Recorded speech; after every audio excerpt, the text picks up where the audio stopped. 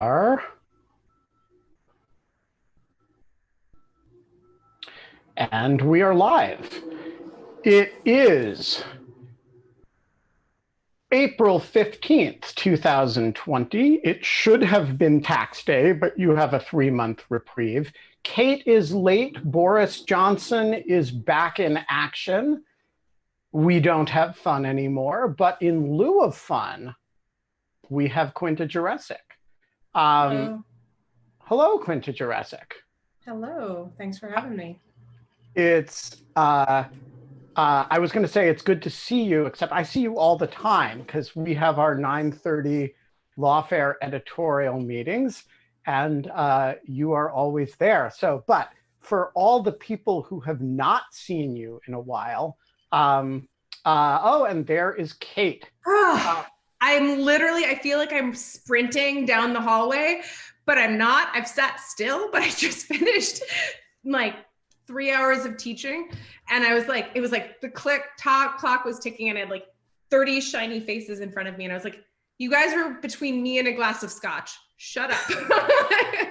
Dude, as Quinta will tell you, I said at 4:59, just as I was beginning, like, oh, I wonder. And then I said, oh, it's Wednesday. Kate teaches until 5. We'll just start without her, and she'll be here momentarily. Yes. You needn't Lo and behold.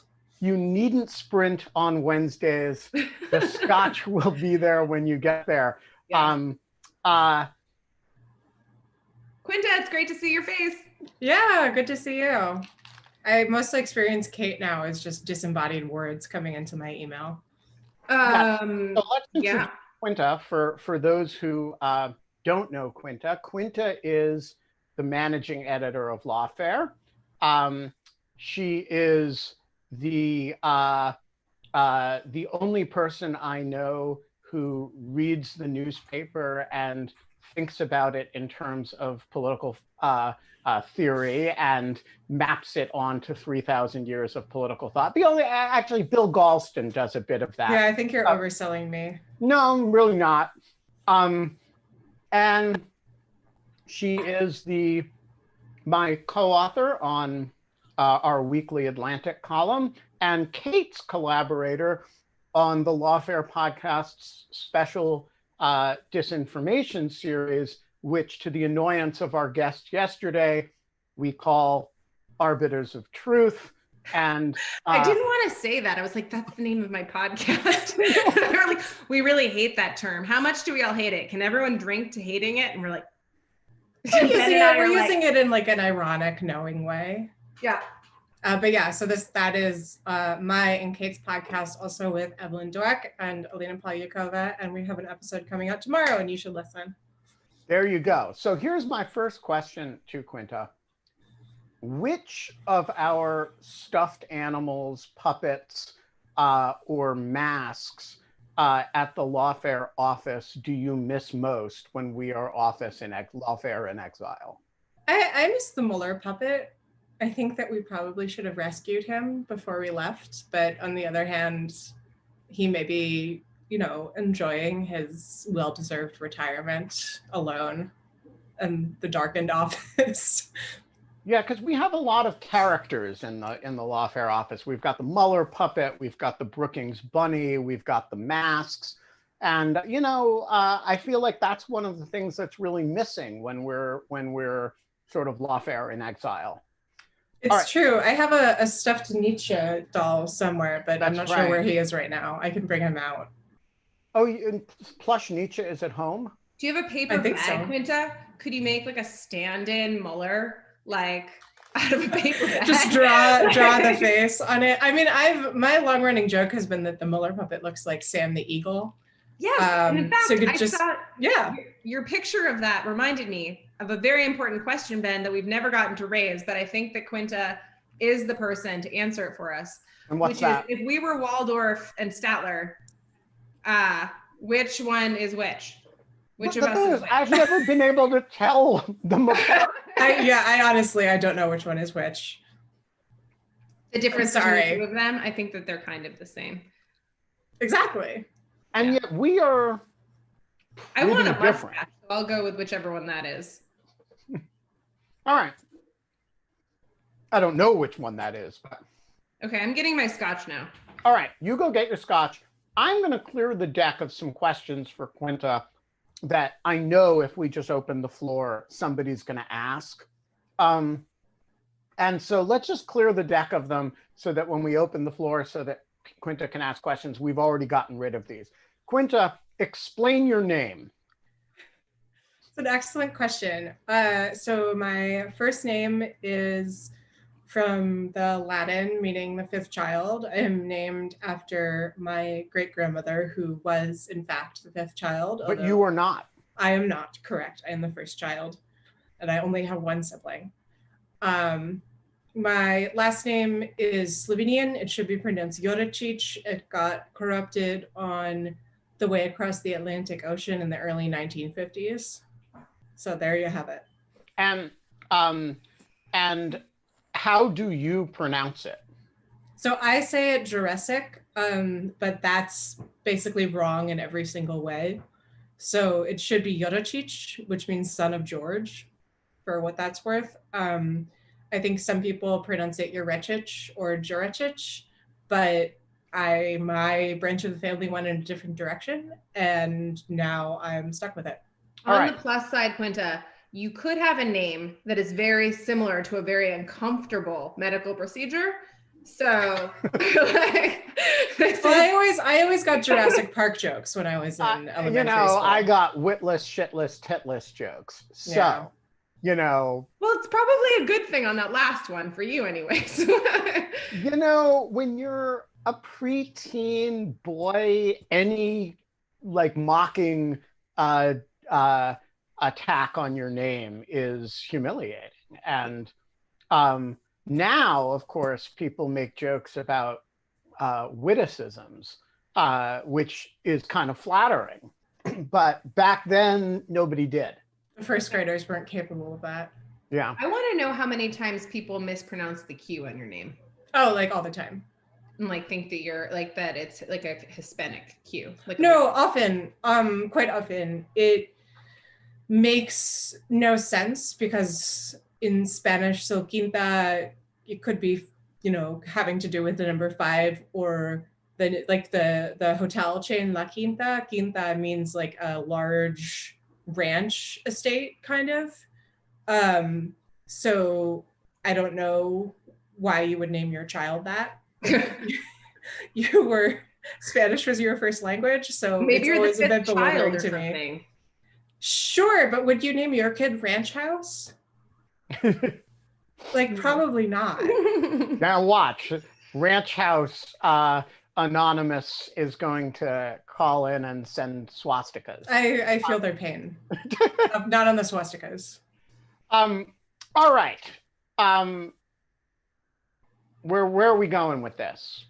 Well, I don't know. I'm kind of just interested. We were going to have a Just Us episode because we're both having stressful, kind of very busy days. But a Just Us episode is even better if it's just us and Quinta. Just us and one other person. Well, mostly because I mean, the three of us have all hung out a bunch, and so that's nice. But also, I'm kind of I have a few things that I'm batting around, and your job all the time, Quinta, is to be watching the news and to read the actual newspaper as described. Although now I'm going to make you a puppet, like for serious. I have a sewing machine here. Now I'm going to go for it. That sounds delightful. Okay. I love this idea. Yeah, you say that now, and you're going to get some weird voodoo doll in the mail, and it's going to be like very dark. So what are you batting around? What's on your mind? And by the way, if you are not a Zoom bomber, and I think we don't have any Zoom bombers. No, we're good today. No Zoom bombers. So if you're not a Zoom bomber and you want to get in on the conversation, flag us in the Q&A. And there's lots of things you can ask Quinta about Carl Schmitt, and you can ask Quinta about. Why does that guy keep coming up? It's his time. Yeah, it is his time. You can ask Quinta about why she killed Kate's great idea of calling arbiters of truth disinformation. Oh yeah. You can ask, it's really an ask Quinta anything kind of situation. So feel free to get in on it. Kate, Go for it. Yeah, I'm just kind of, I'm like very what has been happening to me, and I'm curious if this is happening to you, but like when I walk away from my computer and I walk away from like everything for like an hour at a time or something, and I like make this decision to like take a break, not from, maybe I'll have a phone call, like a just audio call, but mostly if I like go and work outside in the yard, I don't like look at my phone for like 2 hours or something. Like on a Saturday or a Sunday when I'm not, like when I don't have to be like responding to students. And I'm finding that there's this big shift. I don't consume news in the same way anymore. I don't like, I hear about news. I literally like hear about news and current events by coming onto the show, and Ben tells me whether or not Boris Johnson is in the ICU. Why in the is hospital. it a reference point for the beginning of the show now? Yeah, I thought that was like Boris Johnson, his medical condition. Yeah, exactly. Although now that he's better and out of the hospital, I think we're going to have a new one. Well, it's like the Francisco Franco is still dead. The Boris exactly. Johnson is still out of the hospital. Yeah, exactly. Anyway. Very good. But my point is like, I just like literally like I'm not following this stuff as much anymore. And I don't know what's happening. I was telling John, my partner, so you can see behind me, I have these nice pocket doors that I am sitting at like a kitchen table, and I have the rest of the kitchen in front of me. And like, I've sat here for 7 hours today, and he has like the wood burning stove in there and like the couches, and he's like comfortable and he works better on that type of thing anyways. But basically, I open the doors at the end of the day and I say, so what happened today? What do I need to know? What is the current state of like everything? And he gives me this rundown in this very old fashioned way of like, so how was your day? What's going on? His day is like, I still don't care what he does all day, but like, I'm like, tell me what the rest of the world is doing. And he gives me this really nice rundown, or we go for a walk and he gives me a rundown. And I'm just like, are you feeling the opposite since you run on like a website all day? Well, so how did you consume news before, I guess, right? Like, what's the comparison? I mean, I guess like before, I feel like every spare moment I was on my phone, and like I would have the exception was that when I had in-person meetings or like teaching, I would not be on my computer or phone. But otherwise, I was just like constant. I seemed to have an endless capacity for screen time. I guess is really what I'm getting at. Meaning that like I was happy to just scroll through. If like I wasn't getting notifications on Twitter or new email, I'd just scroll through Twitter and look at what the news was. I'd go to the NewYorkTimes.com. And one, I don't have like the tolerance for more screen time right now to go look at this stuff or to read something. But two, it's depressing. But three, I don't have time because it's like it feels non-urgent. Like there are fires I have to put out, which are like my students are like going to the hospital, and like I'm having to turn in my final exam so that people know what, all of these types of things that are like have to happen right now.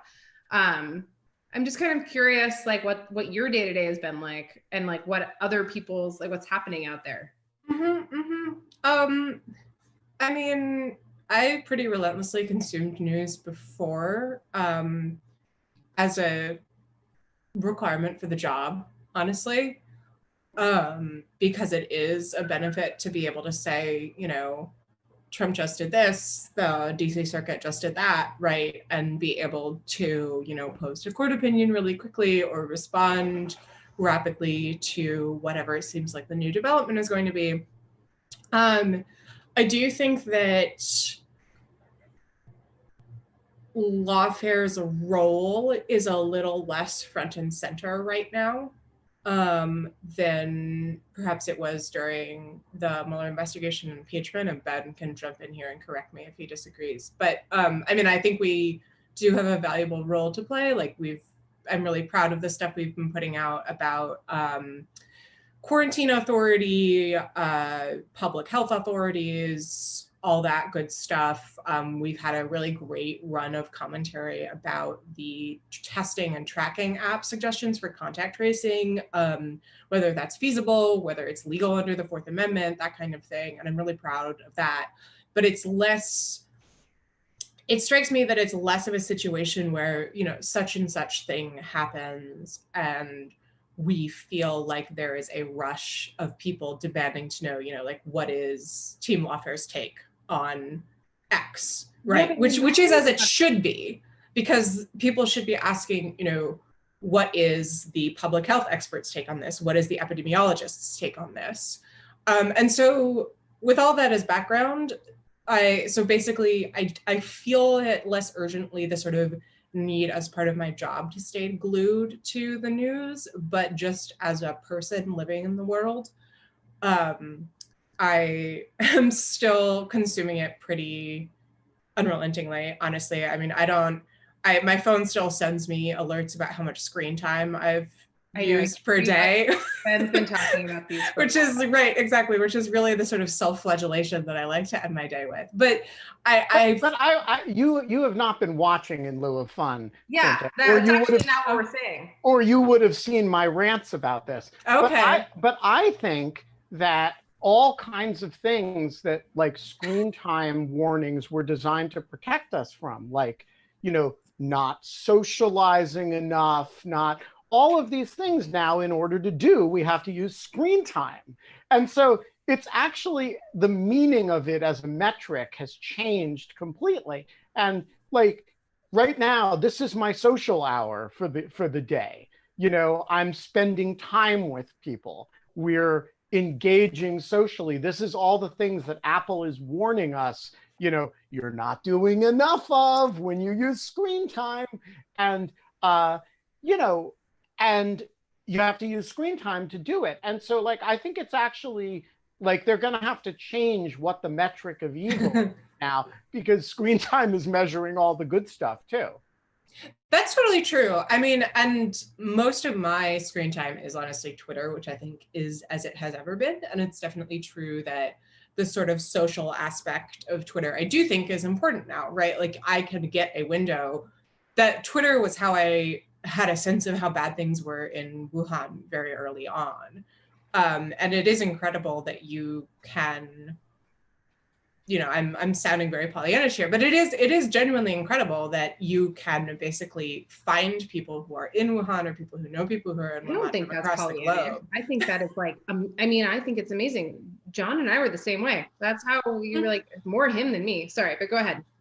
No, I mean, I think we're making the same point, right? It's all, I mean, Ben, I'm maybe reiterating stuff that you've already said, but you know, this goes back to a point that I think Kate made on Disinfocast episode, that we're sort of at an anti-techlash, right?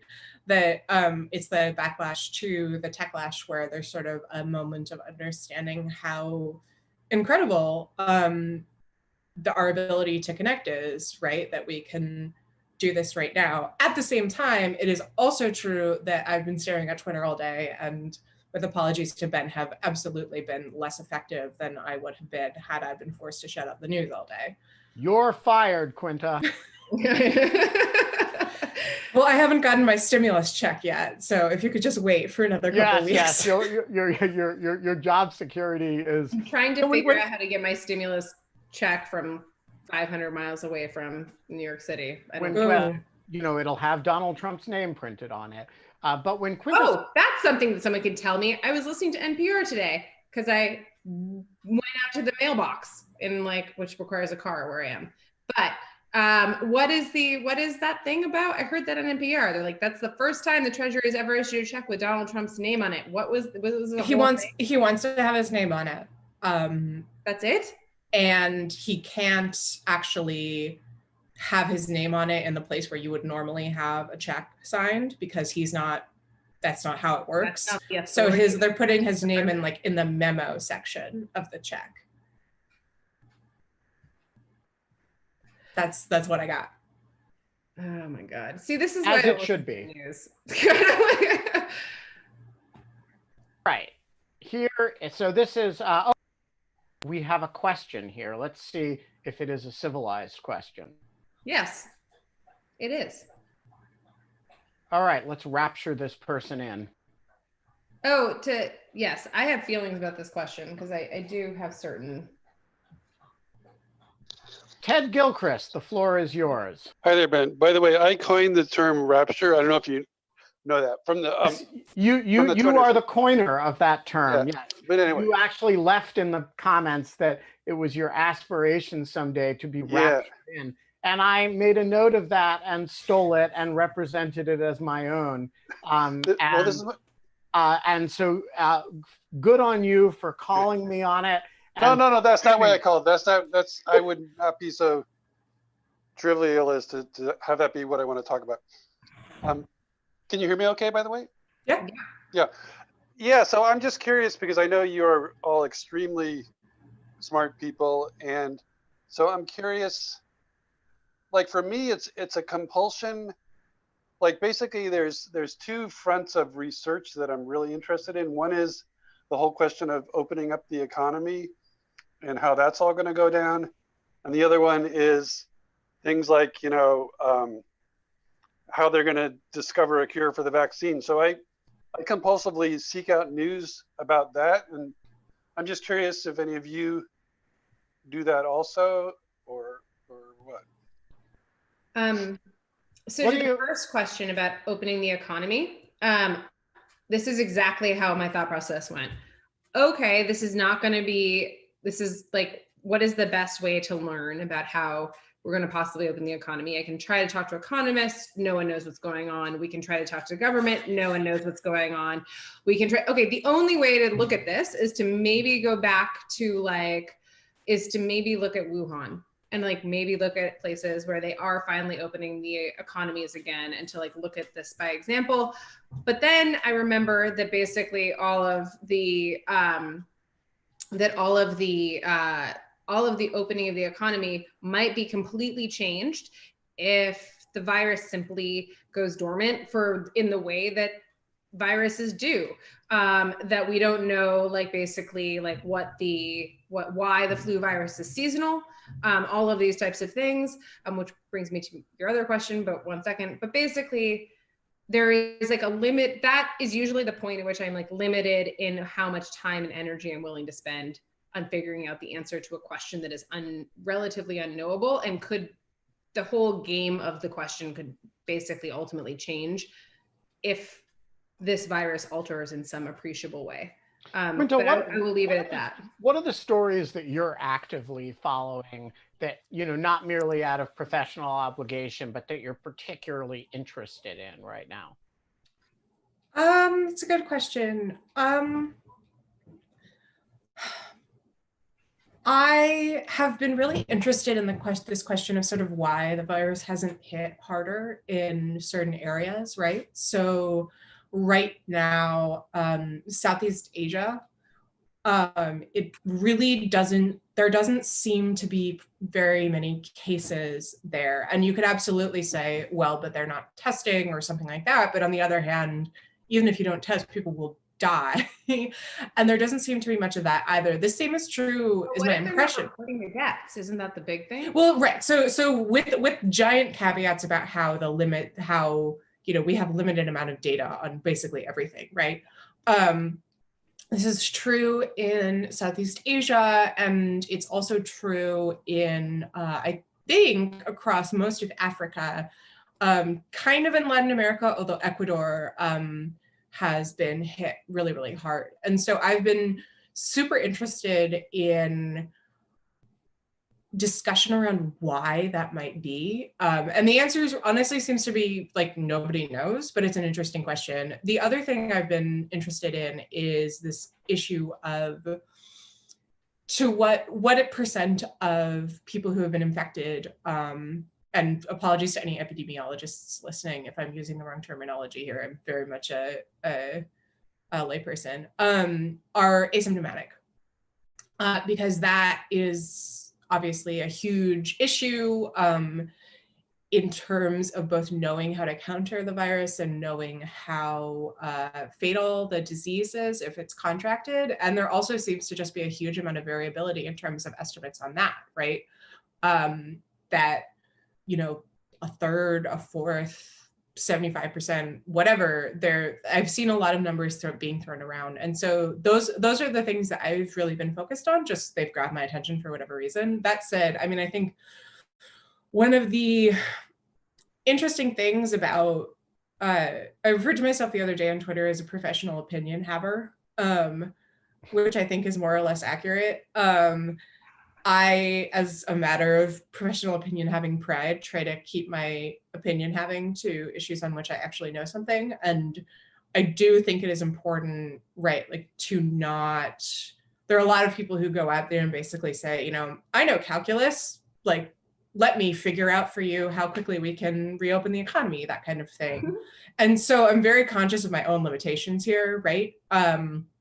And so these are things that I've been following. I haven't talked much about them publicly because I don't know what the answers are. I don't know what speculation even is responsible or irresponsible. So it's a strange sort of enabled by social media, but not particularly contributing to it, right? Where I just kind of quietly stalk these stories and don't, you know, retweet or post about it. Well, so Quinta, you know calculus. When can we open up the economy? Well, Ben, the area under the curve. I feel like I was, okay, so I'm a dork, but I was like pretty into virology before all of this. And so this is like only deepened it. But what Quinta said, what you said about the asymptomatic but carrying, and like the carrying people that can pass it along, and whether or not you can self-immunize, and like if it's more like chicken pox in self-immunization, or it's more like kind of. I will say I had shingles just a couple months ago. So I can answer any questions about, you know, chicken pox. Yes, you know everything. Tell us everything. What about the virus? Exactly. Virus? Do you know that shingles, it's really fascinating. Do you know that like smallpox, well, of course you do because you had it, but like it like exists in like in the lumbar areas of your spine and affects like the neural things, which is why it like presents in stripes. Yep. Yeah. I not loved that, but I always found that to be a fascinating manifestation, like of like. Spoken like someone who's never had shingles. Sorry. It was fine. All right. Anonymous attendee. It's better than coronavirus.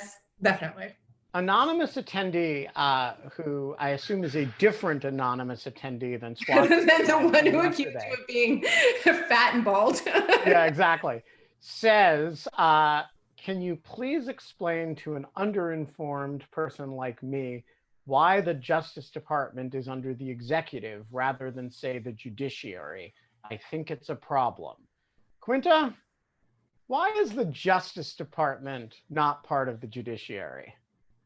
I mean, there are a lot of different ways to answer that question. I think the historical answer is because Congress set it up under the executive branch, right? And the executive obviously constitutionally has the power to execute the laws, which involves, I'm sorry, you're getting some very nice window shade pattern here right now on me. It kind of like this is me being raptured across the stripes though. Mm-hmm. Yeah, very nice. And that involves identifying instances of law breaking and prosecuting them. So it's within the executive's constitutional remit. Ben, is that how'd I do? Pretty well. I mean, look, the executive branch does the activity of the government, and the court's job is to adjudicate things. And prosecuting is not a judicial function, it's an executive function. And similarly, you know, a large percentage of the executive branch is not the prosecutive functions, but the investigative functions, particularly the Bureau of Prisons, right, is a substantial component of the executive of the Justice Department. And so these are agencies that do things, you know, that, and they need to be, you know, the judiciary, you know, sits there and people bring cases and they decide cases. So these are very much executive functions, and they are therefore part of the executive branch. Pardon the interruption. I was getting rid of my second set of stripes. No, I'm a little, what is the problem that they think exists with the DOJ being in the executive branch? Well, I think the implication of the question is that the president gets to appoint Bill Barr, and Bill Barr gets to kind of be Bill Barr, you know, and whereas the entire idea of the DOJ is that represent, like, to a certain, like, that it represents the executive branch. Exactly. Right. To like that it is the law firm of the executive branch. Exactly. Right, it's actually very hard to imagine how it could be part of the judiciary, because even if imagine you know, for somehow put it in the judiciary, then it would bring cases in front of the judiciary, which is kind of itself, right? And when the federal government indicts Kate Klonick, it's United States Justice Department, which will surely happen someday. Yes, exactly. It almost happened when I was 20 years old. What did you do? Oh, Ben. I was actually 19. And I hope that the statute of limitations on this is expired. Well, it would have to be quite a crime given that you're 34 or 35, according to your Twitter feed. I'm 35. When I was in college, I arrived home one day to my dorm room, my freshman year in college, and I tried to check my email, and my internet had been shut off. And I said, hey, I called up IT at my university and I said, hello, why is my internet shut off? They said, we received an internet desist letter from the RAA, and basically that you're in violation of federal copyright law because you have been downloading songs from Napster.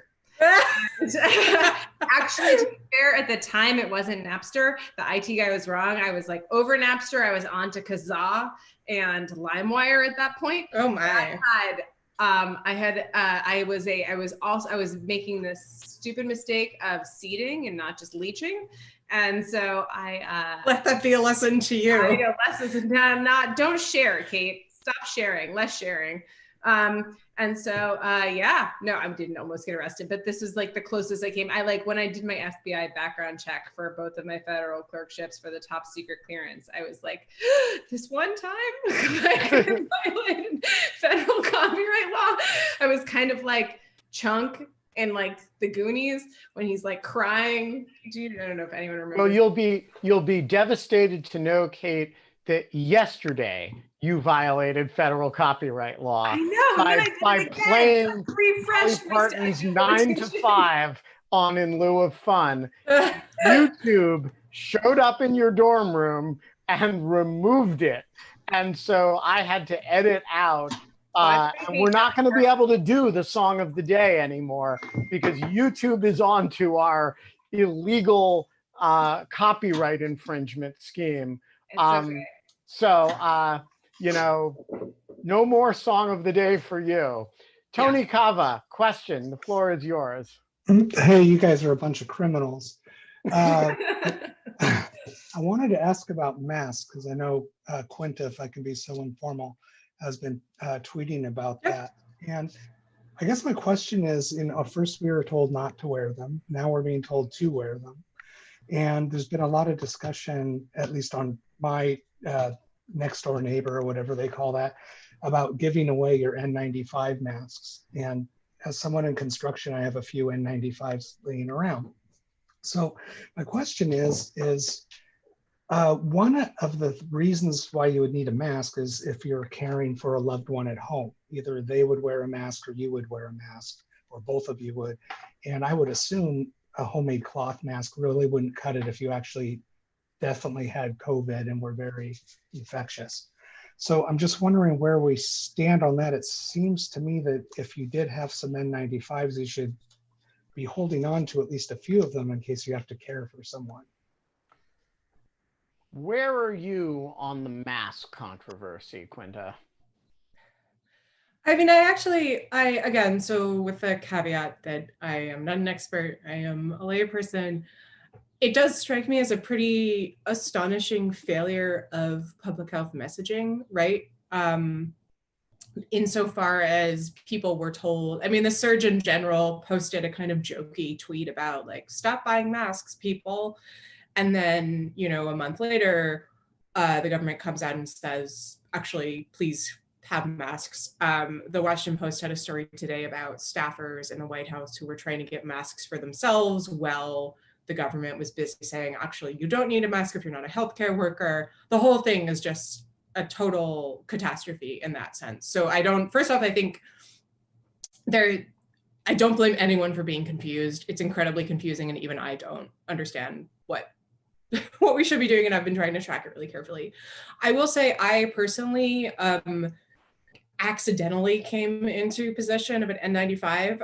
A friend lent me a emergency bag, you know, with like rations and all that kind of thing, which she thought had just a cloth mask in it, but it turned out it was an N95. I spent a while trying to figure out what to do with it, because if you for people who do want to donate them, there's a website that's called Get Us PPE or something like that, that you can donate, but a lot of places will not take open containers, and I just had the one. I ended up donating it through something called Mask Match, where you can basically just put in your information and, sorry?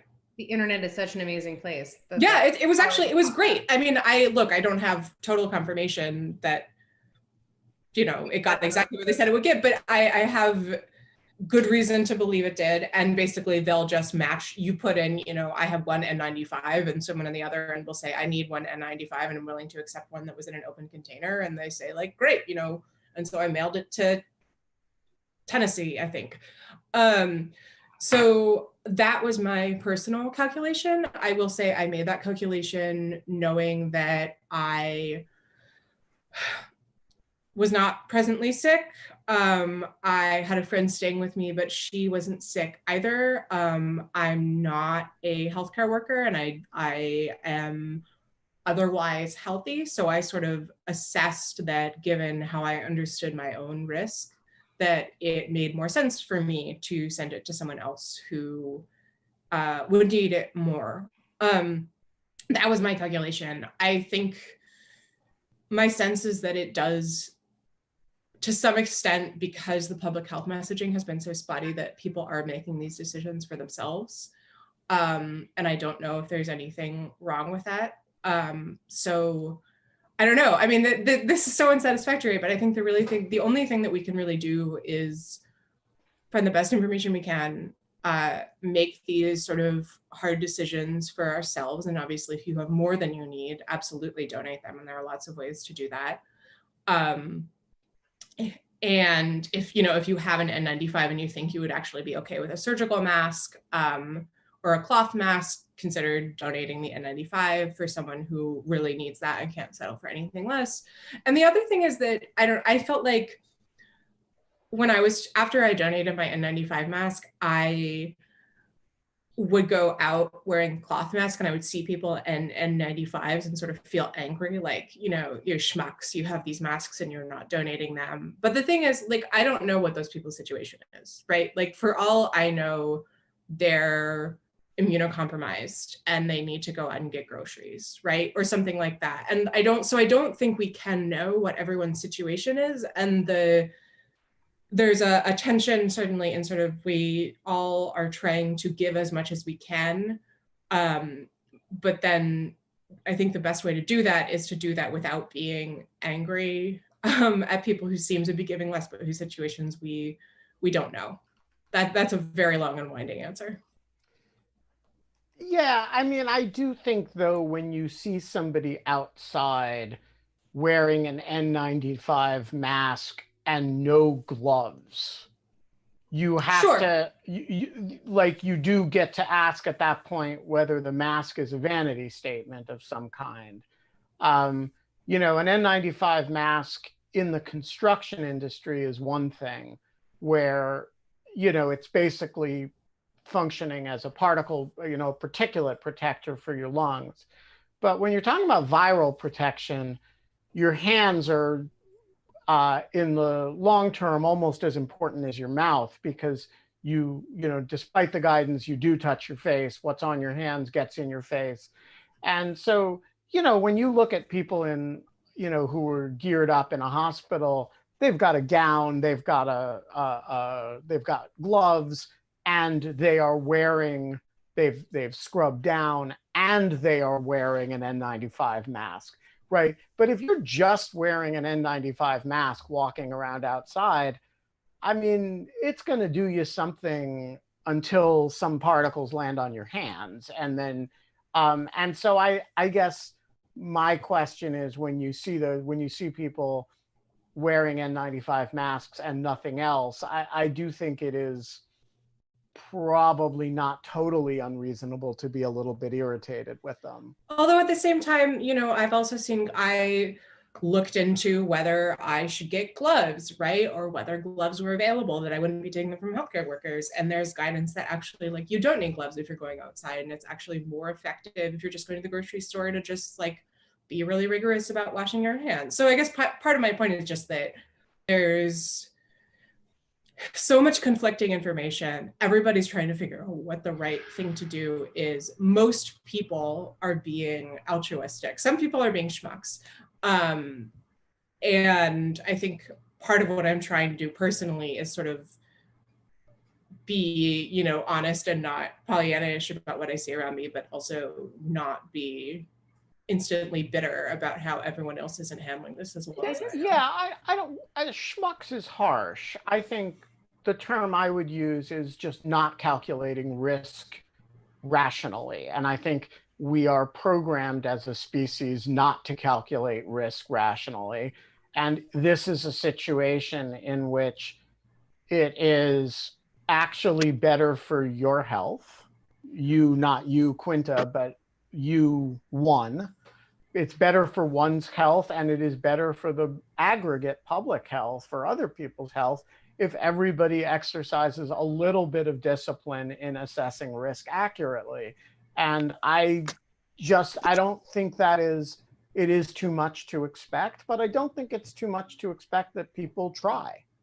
The thing that I do wanted to say really quickly, and then we'll go to Big Blue Blogger's question, which is just basically it's all just an excuse to say Big Blue Blogger, which is really fun to say. But okay, so there's two different levels of shaming that I'm hearing here. Like, and I'm not hearing like shaming from you, Quinta, but I'm hearing you contemplating it. And I think that that's an interesting part of it. But the shaming is two things. One, that people are selfishly hoarding goods that other people need. And then that people are having absolutely no care in the world about the need for goods or like the fact that they should be protecting themselves, and by not protecting themselves, they're putting others at risk.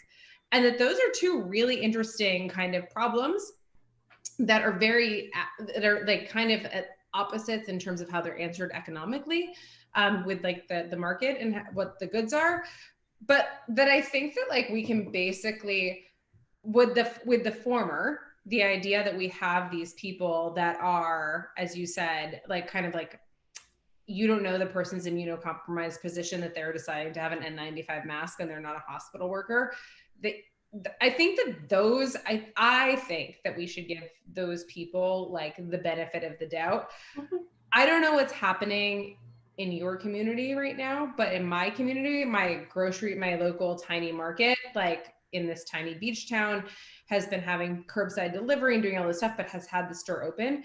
And they wrote like a desperate plea today of like people to stop coming into the store that don't have masks. And like the main people that aren't adhering to any of the mask policies are like the locals who do construction year round here and do all this stuff and think that this is like not a real thing, or think that this is not actually something that's happening. Not the people who have come here from necessarily, maybe at first it was, but not from Boston and New York. And so I'm kind of like, it's actually like really strange. I feel like an interloper in a community. And if I see some guy in like Carhartts and work boots and not wearing a mask and not wearing gloves, getting coffee at the market, it feels really bad to basically shame him. Like, cause I'm like this like fly-by-nighter. I don't live in his community and I've come here to be safe. And like, I'm kind of interloping. So I feel actually this really conflicted feeling. I just kind of wanted to put that out there that like, yeah, when it's super clear. That leads. Big Blue Blogger has vanished in a puff of smoke. But Like this the genie in uh, Aladdin. Sorry. but this leads seamlessly to Jen's question. Hello? Are you there? Yeah. Oh, hi. Yeah, I'm here. Can you hear me? Indeed. Okay.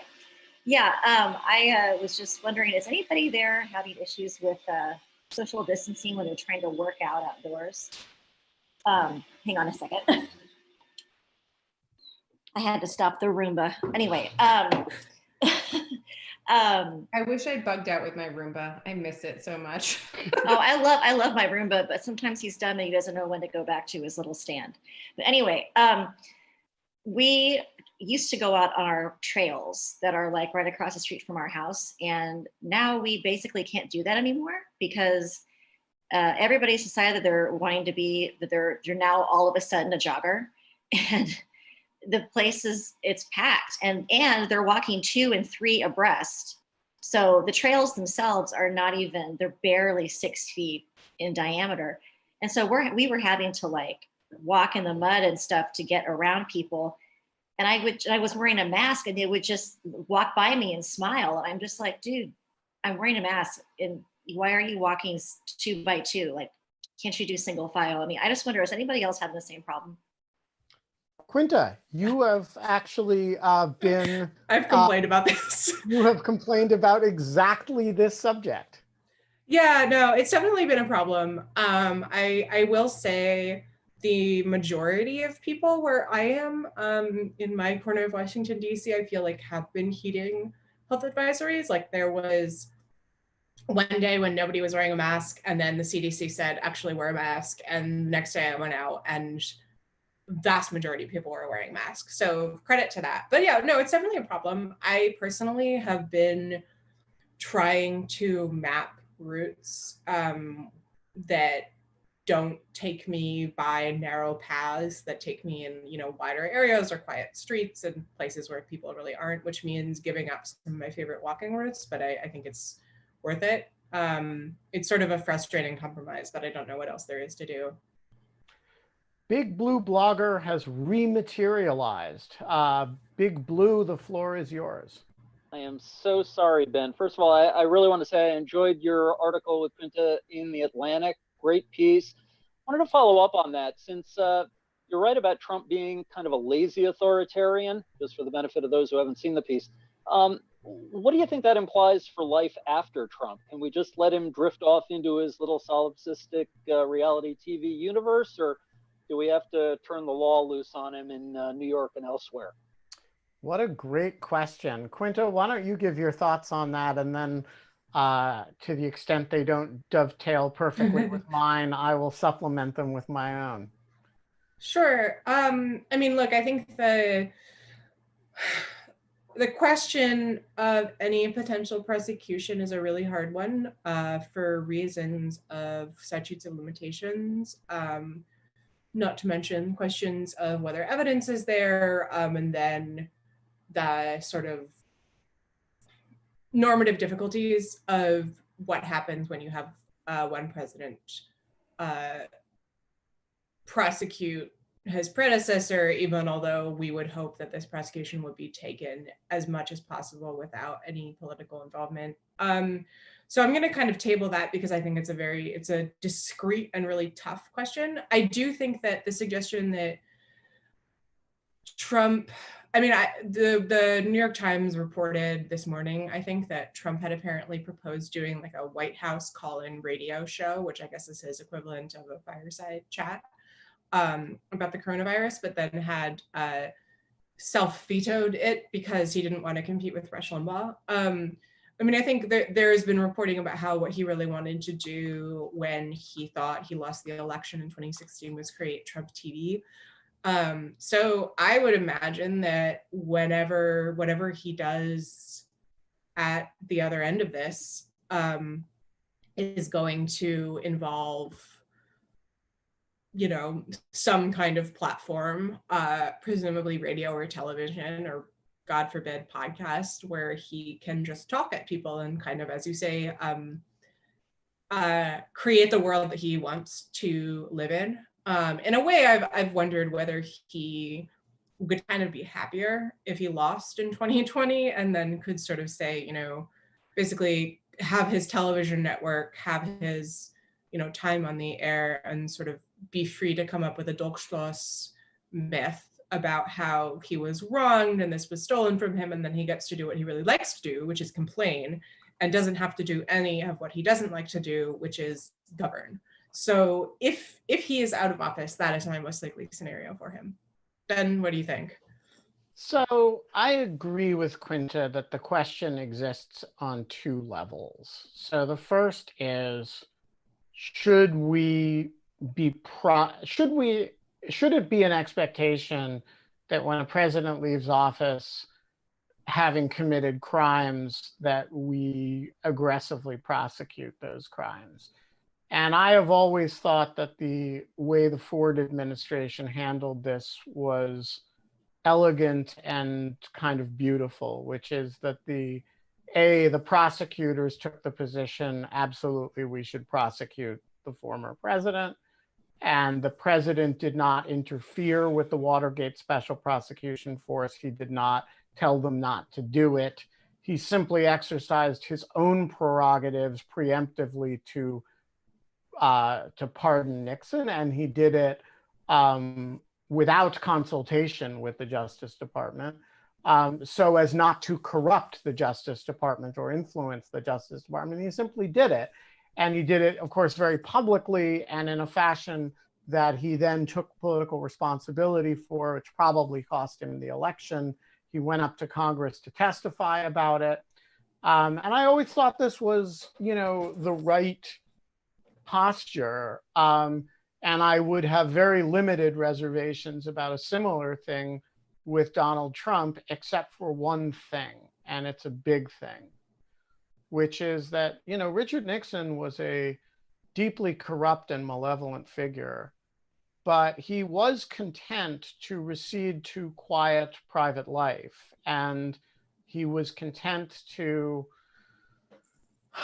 sit on the beach in California, and then eventually to move to New York and kind of write books and be a sort of elder statesman, and actually, weirdly, to be a kind of constructive player in advising subsequent presidents, including presidents of the opposite party. He had a quite close relationship with Bill Clinton. And like a narcissist. I mean, like, that's actually I don't want to cut you off, but I think that's a beautiful way of putting it. But like, I've never heard that before. But yes, it really there's a narcissism that didn't exist in his failure. Exactly. And he was, he was a more complicated person. Well, he was among other things, smarter and more self-aware. And he understood that he was in disgrace. And so he spent the rest of his life, making actually interesting contributions on substantive matters, and B, trying to diminish the disgrace, which, you know, people will argue about whether he did successfully or not. But I do think that's an easier situation to say, as Barack Obama said in a different context, let's look forward, not backward, than somebody who is actively engaged in a disruptive fashion in the public discussion, and who is completely unapologetic. And Nixon was modestly apologetic. He acknowledged that he had erred, although he did not acknowledge the scope of the fact or scope of his criminality. And so I do think the posture that Trump takes is going to make it radically difficult to simply forgive him or turn away from him. And the other thing is, I agree with Quinta, he's likely to be a significant media presence. And I also would not, if he loses re-election, I would not put it past him to run again 4 years. Oh, 100%. And so you're talking about somebody who is potentially not simply a past figure in these debates, and somebody whose conduct is not simply in the rearview mirror and kind of like a roadkill that, you know, you have to decide how much time you want to clean up, but somebody who's, you know, you're also speeding toward in some sense. And so I think I mean, you've written this in your book, Ben. I don't think it's something that we've seen in the presidency, let alone government, really, in the US, like, at least not in modern history. Well, there's nothing like it. I mean, so there is one president in history, not Jackson, Grover Cleveland was elected, defeated, and then reelected to a second non. Oh, I don't mean that. Term. I mean, buried in the Princeton Cemetery. Oh, yeah. I'm going to say something really quickly. Genevieve, I see you in the participants list. If you would like to ask a question, we'd love to have you on the show. Genevieve is one of my 1L property students who discovered the show. I do not publicize this show to my students because it undermines my power. It's like, as a professor, I think a little bit. You know, Genevieve, your professor yesterday on this show illegally seized the intellectual property of a law-abiding citizen. I love Dolly Parton. And how could you do it? And hoarded it for herself, and faced punishment at the hands of the powers that be. Yeah, sure. True story. Hey. I own 35 Dolly Parton albums. All of them, and this is like a great moment of like the end of ownership, which we should have Jason Schwartz on, by the way, and to talk about kind of the end of ownership and his work. But and his wife is Kate Crawford, the very famous kind of AI and discrimination in algorithmic bias scholar. But I was living in upstate New York, clerking for a Second Circuit judge, and there was not much to do. So every day on my way home from work, I stopped by the Goodwill, and I would just kind of like peruse what new stuff had been dropped off. And so one day somebody dropped off 55 Dolly Parton records. Wow. And they were $1 each in vinyl. And I had a record player. Wow. All 55 of those Dolly Parton records. Wait, but you said you only own 35. So what happened to the other 20? Well, I sold the other ones because it turns out to be duplicates. For more that paid for all of the $1 purchases that I bought. But yes. So Genevieve says, I don't have a question today, but I am really enjoying the conversation. And also, if you're going to break the law, what better reason than Dolly? Well said. It's a really good way to wrap up our conversation. That is a really good note on which to wrap up. Thank you, Quinta Jurecic, for coming on the show. And we're not going to have a song of the day today, unless it's like, you know, because you have to go. Happy birthday. You have to go back to Gregorian chant before the stuff isn't copyrighted. Everything has to be in public domain. Yeah. Well, including the performance. I mean, exactly. There's no, but here's what I don't understand. You were playing a YouTube video. I know. If it's a problem, why do they let the YouTube videos stay out there? I literally just brought it up in my internet law class that I was doing before we got here. It's like, it's because they have automated technology that catches these things and just garbage. So there's like some type of licensing agreement they got with that YouTube video. And then like, that's something that it flagged for something else. Well, we're going to have to talk about this on a future show. Tomorrow, we don't know who we're having tomorrow, except that it is the day that we're going to hear Maggie Feldman Pilch sing, and we're going to edit her letter with her to the New York Times. Oh, yeah. Is that happening live? Yeah. No, that's happening tomorrow. So I don't know. That won't be fun because, you know, we're not allowed to have fun anymore. But in lieu of fun, we are going to have a good time with Maggie. And I would say we have a good time here. I tweet with I hang out with Maggie all the time. When people get together, we work out together and we like have brunch and shit. And we tweet at each other all the time. We share opera. I've never actually heard her sing. So it's going to be a big day for me. It's going to be, there's going to be editing. We're going to have a screen share. We're going to go over, we're going to do a live edit, and we're going to hear Maggie sing. So you won't want to miss it. That'll be 5 o'clock tomorrow. And remember, if you can't have fun, in lieu of fun, you can still hang out with us. It's so true. Quinta, thank you for coming